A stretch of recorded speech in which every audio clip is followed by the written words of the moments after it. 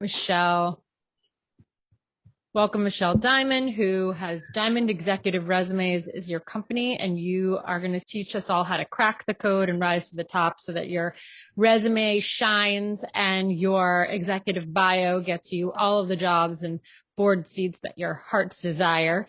Michelle has a company called Elevate Diamond Strategy, where for years she's an executive advisor in growth and strategy and operations guru. She's a second shift member, and she's also, like I mentioned, the founder of Diamond Executive Resumes, where she helps people create their best, brightest, and most self-confidence through their resume and their executive bio. So thank you so much, Michelle.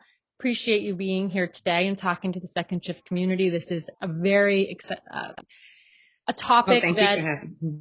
This is a topic that our members are very excited to learn more about. Everybody needs to be optimized in this day and age. And I always think the summer is a great time to spend the time and the effort updating, redoing, and making sure that you are putting your best foot forward in the ways in which companies are going to see you so that you can be hired appropriately and get the job that you want. So welcome. Thanks for being here. Yes, thank you for having me. I know you prepared a little presentation to walk us through how your resume, how to put together your resume and what shines right now. Well, no, actually, I did not. You talked about you asking me questions, and this is more of a Q&A session. So this is not really a workshop where I'm walking through resume examples. It's really more about being able to articulate to the audience what it is that they would need to help them. So can you tell us, like, how did you get into this business and what made you find your passion in helping people put their resumes and their bios together? Well, actually, I did this since I was in business school, which was over 20 years ago, which is insane that much time has passed. I went to Duke for my MBA, and Duke has something called a Career Fellows Program. And when I was the first year, I had someone who was the second year who was excellent in terms of how she was able to kind of dig in and, let's just say, tear your resume up. You know, a lot of people didn't really like her because they thought she was, like, I guess, mean or curt or whatever, but I heard she was the best. So I said, no, let me go to her. And she was right. She, revamped my resume in such a way that, I got more interviews than anyone else. And I was the youngest person that went to business school. So because she did such a good job with me, I didn't know what I was doing at first. I actually decided to become a career fellow myself. And so I ended up becoming one. And then I got the same type of results for all of my students. So all of them got 100% interview and placement rate for any of the jobs and positions they wanted.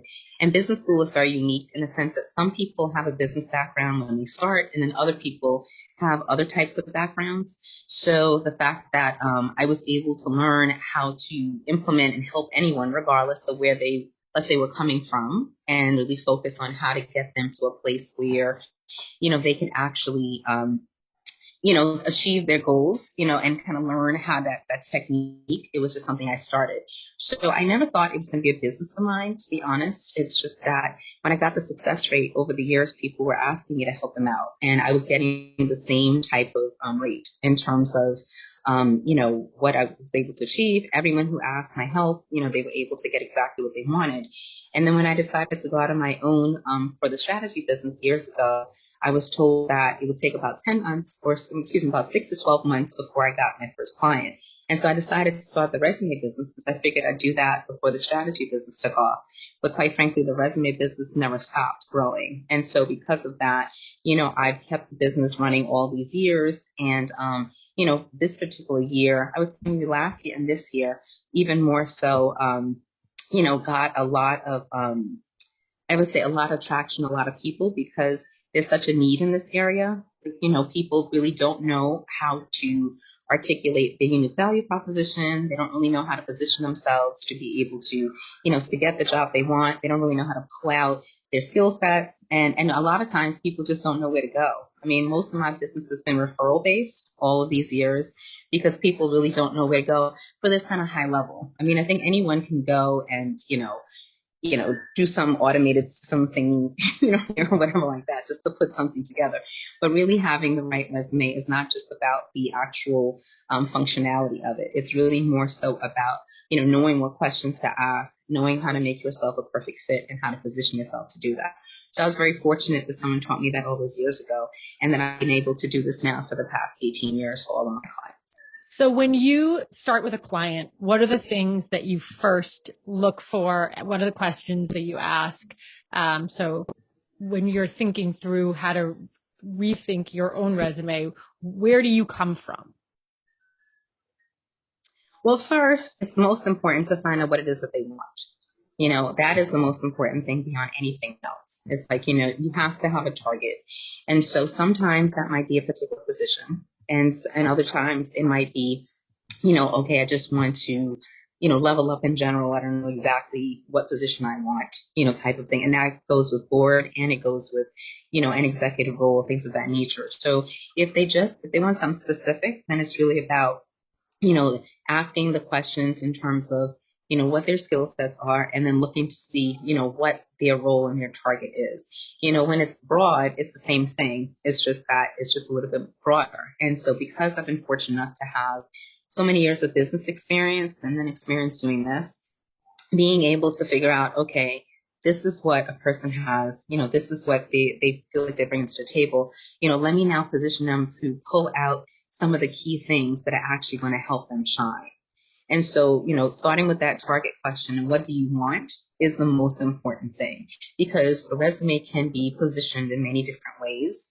And so a lot of times people make the mistake of just kind of updating what they currently have, and there's nothing wrong with that. But I mean, if you just kind of do the same thing at the same level, the likelihood is that you're not going to really, be able to do anything different or get to like a higher level. And so being able to do that, I think, is just like really important. Are there specific keywords or ways in which you think certain words jump off the page, or ways in which you specifically think there's like a unique value proposition to how you spin a resume? Well, I wouldn't say that. Yeah, I wouldn't say that there's like any specific set of keywords that would just work for everyone. It's kind of like, a lot of times, I think people understand, and even if you don't, I mean, the way that it works now, especially with online submissions, is that, computer systems look at resumes and they kind of scan through resumes and they look to, what they do is they match points. So they'll look at like the job description, they'll look at, things that they, that the posting says, and then they kind of look at your resume and they try to match up keywords. So keywords is really more about, being able to, for the system, let's say, to be able to pick. And then what happens is that the more keywords you have, the higher your resume goes to, let's just say, to the bunch. So for, big corporations and for large jobs, they may get thousands of submissions. So, that's their way of kind of initially sorting out. But the problem is that people often do that. For the ones who know that, they do that. And then they try to like just bombard their resume with a bunch of keywords.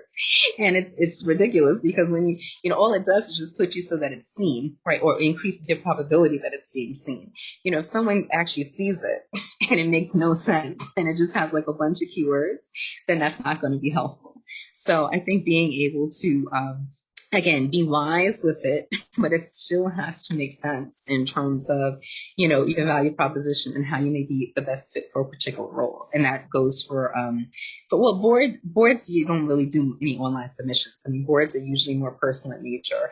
But even still, meaning board bios and board resumes, most people are not doing it through that. But I mean, in terms of executive resumes, that's definitely, a critique that I've heard. And again, people have to understand that, it still has to flow and it still has to make sense. It's not just about getting the points to be seen, but you do have to incorporate it as well. So there's not just one set. I mean, it's something that would be uniquely tailored.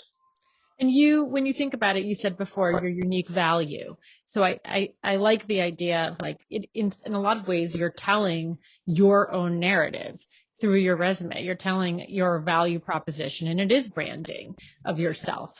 Do you like to think of like you're telling a brand story of somebody and what their goals are? Well, yes. I mean, it is a brand story, right? Because I mean, your resume is a representation of you.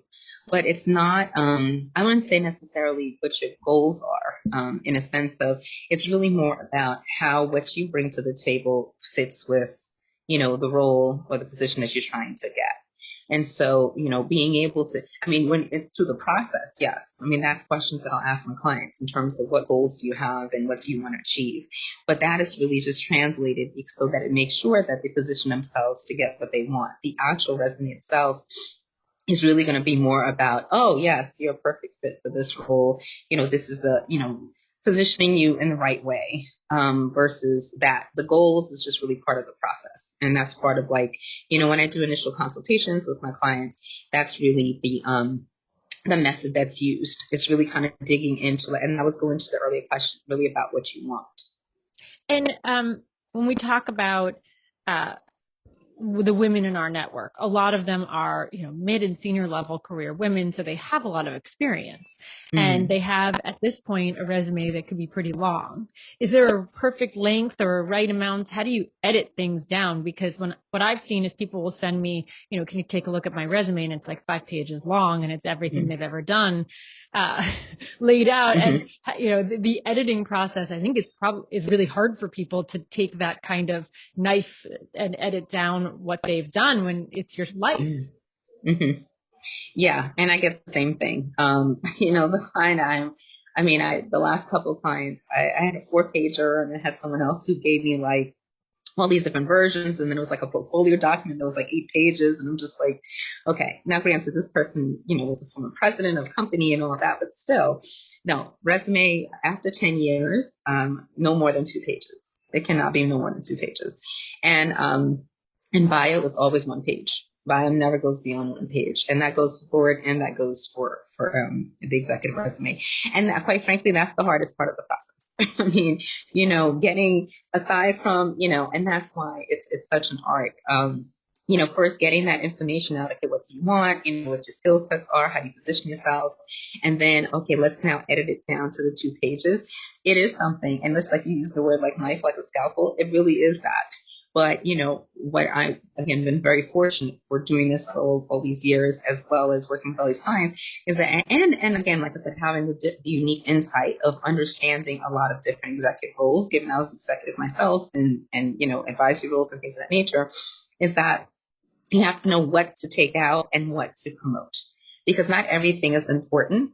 And so, but sometimes it's very difficult for the person who put the resume together or who's sending it, because you may have sometimes like a personal, type of connection with some of the work you've done or some of the experiences you had. You may feel very proud about some of the things that you've done. And so it's hard, when you're the one who has to do it. And so that's why I do it, because I'm able to come from a different perspective that's unbiased and able to say, no, that's not really important. This is what you want, right? So you want to go for this, this executive level role, maybe as a manager or director, that was a bigger deal. But you want to be a VP or EVP or SVP or C-suite or whatever it is that you want now, that's not as important as these other things. And so a lot of times it's interesting because sometimes the things that some of my clients have as what they think is important is actually not. and then and then vice versa. There's sometimes the things that they think is not important, and it actually is like probably the most important thing. So it really is like a balance in terms of, how these things are and how it ends up kind of going through. But I will say that the editing part is the hardest part of the process, because even for myself, I know that I have to get down, if someone sends me all those pages, and I know I have to help them get it down to the 2 pages. And so, making sure that I shine the best light and make sure that they are positioned in the perfect fit way that they need for their for what they want is honestly a very tough part of the process. But again, fortunately, I've been doing it for a long time now, so I know what to kind of keep and what to move away. But it is a very hard thing sometimes. I mean, the great thing is that I would say most of my clients, they understand by the time you get to the end. I mean, it's not really, I really haven't had much pushback, even though it's been 18 years. You would think that there's some pushback, but most of the time they don't. And it's only because I kind of walk them through, okay, this is why this is important. This is why it's not. That's great advice. What about people who have taken a step out if you've got a gap in your resume or you've Mm, had time out of the workforce for whatever reason, how do you advise mm. people to tell that, or how do you navigate that? You know, even before COVID, people have taken, time off for various reasons, whether, they were pregnant or they wanted to just take some time off to spend time, at home with their children, whether they wanted to travel the world, whether they had other initiatives and things of that nature. Um, that was always something that a lot of people did. People are going to think more so now because of COVID and, and great resignation and everything like that. But I think employers are a lot more understanding, when it comes to that. The biggest thing is that they're trying to get the right person for the right role. So my thing is that, if you have a gap, just put your resume based on what you have. And if you've done something really amazing during that time. Like it's not something that would be maybe part of your chronological resume. It might be a footnote or something like that. I mean, people take time off to write books and, they do all these different things. But if it was just for personal reasons, honestly, it's not really an issue. You just put what you have and you position it. And if the question is asked, just be honest and upfront. I think the problem is that in the past, people were trying to cover it or hide it. And because they have the fear that someone's going to say, "Oh, like you weren't consistent." But just because you weren't consistent doesn't mean that you don't have the skill set. So I think it's like everything else in life. You're upfront about it, and you let people know this is what the situation and case is, and then you're able to go from there. So would you just leave those dates blank, or would you write in like at home with family? You No, see, I wouldn't write that you in. see a lot of conflicting advice though. Yeah. There are places that are like, was home taking care of family, CEO of my family, something like they're trying to like be cute about it or sort of step into it. Yeah, but I am against doing excuse that. me. I think it, Excuse me. I Yeah. understand wanting to head it off, but I also think it can like undervalue you in the long run. Let them ask you. Yeah, and that's the thing. I mean, I wouldn't put it in. I've never put that in for my clients. I always just say, look, what you want to do is you want to put the focus on what skill sets you have and what value you bring to the table. Now, if the question is asked, again, like I said, be honest with it. And yes, absolutely, running a household is a big deal. Being taking care of children is a big deal. Most people can't do that. Most people, I shouldn't say most people, many people can't do that. And so, there are a lot of skill sets that go into, what it takes to run a household.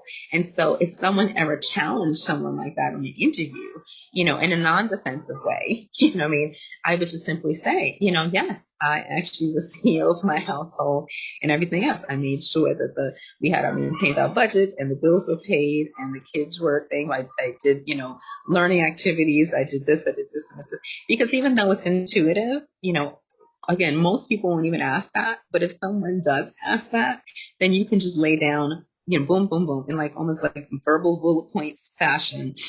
This is what you did. This is what you achieved. But again, tie it into like a business mode.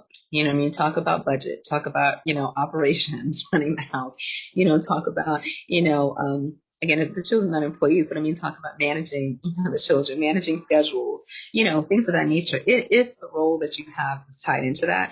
But I think most people understand, what it is that you have. But then as quickly as you answer that question, I would just as quickly go right back into, so this is what I bring to the table in terms of this role, because people, will try to sidetrack you or kind of put you in a situation sometimes to try to get you off track. But the point is it's not to be able to do that. You want to be able to very simply and easily say, this is what the situation is, this is what I bring to the table. This is why I think I'm the best fit for this role. And if anyone tries to get off track, answer quickly and then have to get them to focus. But like I said, most people won't ask that question. And honestly, somebody who does ask that question, they're probably not coming from the best place. So the best thing you can do is just kind of bring it right back and just kind of like, flip it but then get them back on track mentally so that you focus on your role. But again, answer it in such a way that's in a business way so that they can see the parallels in terms of what you bring to the table. I would imagine that in this process, you must have to act in some ways like as a therapist and really talk through a lot of this process because there are so many emotions, there's so much self-confidence and self-worth that comes up around jobs. Whether you're feeling insecure about your time out of the workforce and what people are going to ask, or you're insecure. Somebody just wrote a question saying, what if, there's all these 20-year-old CEOs, and if you've been working for yourself all these years and you're, double their age, there's you can psych yourself out of going for the job that you really want, or the board seat, or really expressing your value proposition properly. How do you help people get over those hurdles? And is that just, not really part of your job? Oh no, it is part of my job. I do feel like I'm a therapist half the time because I am, even though I don't label myself like an official executive coach, even though ironically people have asked me to coach them. So I have done executive coaching, even though it's not what I lead with. But yeah, a lot of this is mental, and a lot of this is kind of getting over those barriers. Now, first thing is, okay, if you have a 20 something CEO, at a role, but yet to at a particular company, but you're applying for that role, then, if you have a problem with the fact that you have a 20 something CEO, like why are you applying for that role with that company? I mean, that's something you'd have to ask yourself the question first, right? Because with as many startups and as many whiz kids and everything like that who've done all these things, a lot of companies who are not. So if you have an issue with that, or you think that's going to be a problem, then that's something you need to ask yourself, because it's still a commitment. Okay, it's not just getting the job, but you're going to be there for whatever period of time, and you want to make sure that you choose an organization that's going to give you what you need. The other thing is about really building up your own confidence. And the best way to build up your confidence really is to be prepared. One of my favorite, it's on my website. And actually, when I finish this question, Tanya, I'm going to put up my information. If you allow me to share the screen, just put my information up. If people want to go to the website, because that's what it's disabled. But yeah, if the thing is that you want to make sure that you come and you have some confidence in what you bring to the table and what you want. So that is something that has to happen before the interview, and honestly is part of the resume process. What I find a lot of times is that sometimes people don't want to. They feel like, oh, if they say too much of this, then they're going to look like like they're being arrogant, or they're kind of overly stating something, which is not true. And then other times it's the opposite, where they feel like they need to big something up, and it's like, no, well, let's just be accurate with what your role actually was. But that's something that has to happen beforehand. Some people are afraid to apply to jobs. They actually think like they're not qualified, or they don't know it's going to be the best thing for them, even though they want it. So then there's that inner struggle between, can I really get to the next level? I want to, but can I really get there? Do I have what it takes to get there? Type of a thing. And so when I'm working with my clients and I'm going through pulling out the information and not just getting relevant with their skill sets, and helping them to understand what's important, that's part of the process. And that is a coaching, because sometimes that's really, unfortunately, the problem too. Because the more confident you are, I mean, they all end up a lot more confident once their resume is done and they're in the best position, especially when they end up getting roles, because my clients typically do end up getting whatever position they want. At the same time, it's getting over those barriers initially, because I can do everything in terms of, getting you the perfect resume and everything like that. But if you go to the interview and inside you don't feel like you're good enough, or you feel like because someone's a certain age, or because they have a certain background, or because you had a gap in your work experience, or whatever it is, and you feel that that's an impediment, that's going to come across. So it's really about getting out of your own head and making it, seeing when people don't think that what you're doing is a big deal, then they'll understand it's not a big deal. It's simple. But a lot of that comes with preparation. If you're not prepared and you don't have your resume right, or you don't have your bio right, or you didn't, go through the process and you didn't have all those things, and you feel like you're kind of winging it, then if something comes where you have a question, well, first of all, you may not even get the interview, right? Because that's what the resume really does. The resume helps you get the interview, but then even once you get there, you'll be kind of nervously and the confidence and things like that, when you're trying to articulate something, and then now negate everything. I mean, I think we've all known, when you ask someone something and they act all like, oh, nervously, I'm not sure, regardless if you're nice about it or not, you have no confidence in that person. Like, you just don't. You think, okay, I don't know if I can trust this person or not. So it's really about making sure that you get those things out beforehand. Right. We had two questions that were posted, and then we'll let you go on with your day. And everyone, this was so helpful, and we'll make sure everyone has all of your information.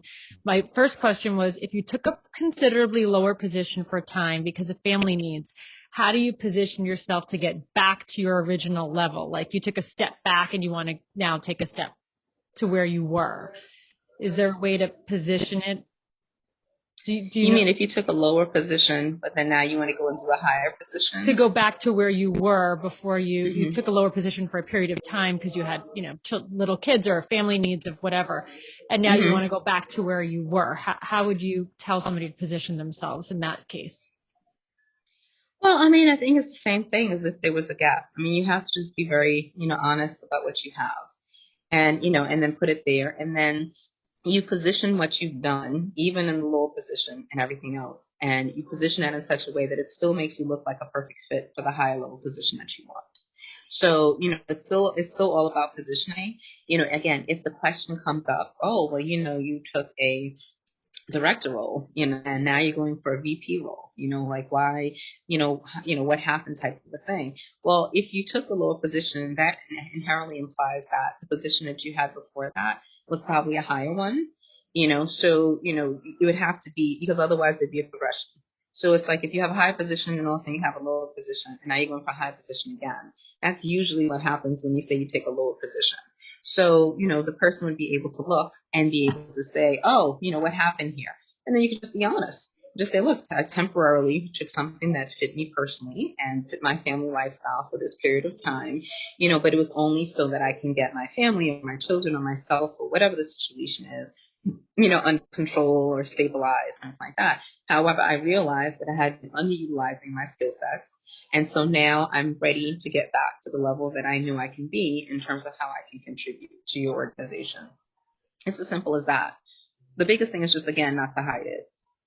Okay, last question. On job sites, um, somebody somebody just wrote, is it a good idea to have a Sorry, summary? Jenny. I don't want to detain you for a second. I still can't do the screen sharing. Is there a way that you can let me just to share it? Yeah, hold on one second. Uh, there, you should be able to do that. Is it a good idea to have a summary statement at the top of your resume?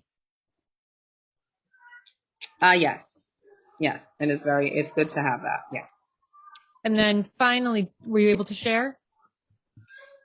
No, no, but I will, I'm going to go back and come back in. That's okay. Go ahead. I'll answer the question while I'm doing this. Okay. And then the other thing was on job sites with a separate section to submit your cover letter.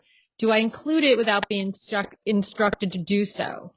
If I think it will help my application stronger, you can only upload one thing. How do I do a cover letter and a two-page resume? Like if you're uploading something, do you need to have a cover letter? Is that important or no? Well, if you're uploading something, unless they have a specific way for you to, to put the cover letter in and they ask for it, I wouldn't put it. But I would still have it prepared in case they do ask for it.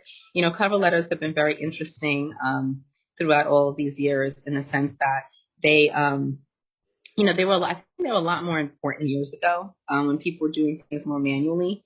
Now it's one of those things that certain professions or certain descriptions will pretty much ask you for it. And so if you have it, then again, that's like the perfect thing to have if asked for it to be prepared. Because you don't want to be scrambling if someone asks you for that. And so being able to do that is something that I think is very important. At the same time, not many online, not many online databases ask you for that anymore. So, if they don't ask you for that, I wouldn't go ahead and upload it because I think that would be something that would will kind of throw it off in a sense of, because sometimes you don't know the order that the system is actually looking at what you have. And so if you don't know the order, then that's something that can really, I don't want to use the word screw you, but it can screw you because if the system goes and pulls up, let's just say the cover letter before it does the resume, and it only takes, one out of the two files, and because they didn't really ask you for it, then it's something that, you can actually throw your own self off. So I think that the best thing to do would just be to simply, Yeah, the best thing to do would just be to simply have it prepared unless specifically asked for. But if not, don't upload it. All right, I'm putting in, I just tried to put in, but I don't know why it's not letting me put in your website. So I just want to, as we wrap this up, make sure that people know how to reach you and how to get in touch with you. This, again, will be on our blog tonight with all available links and ways in which people can reach you. And Michelle has, we've had her as our featured member. There's been lots of information, and we'll continue to put it on our social media. This will be on our podcast. This will be on our blog. There'll be a lot of ways in which you can find out all her information. But if you want to tell everybody how to find you right now, that'd be great. And we'll make sure that everyone has the links and all the information as well. Yeah. So hopefully this share screen is up. Yeah, it is. Okay, awesome. Yeah, so this is my information.